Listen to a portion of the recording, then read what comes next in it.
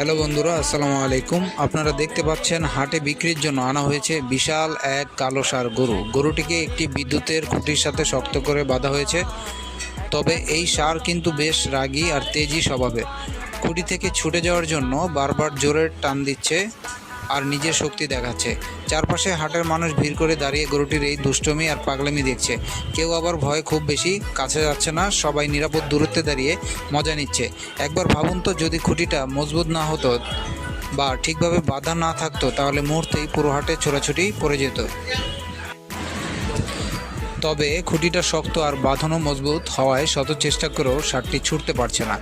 কোরবানির সময় হাটে বা রাস্তাঘাটে এমন তেজি গরু প্রায় দেখা যায়, তাই সবাই সাবধানে থাকবেন, সাবধানে চলাফেরা করবেন, অযথা খুব কাছে যাবেন না এবং সচেতন থাকুন। ভালো থাকুন, সুস্থ থাকুন। সবাইকে ঈদ মোবারক। আল্লাহ হাফেজ।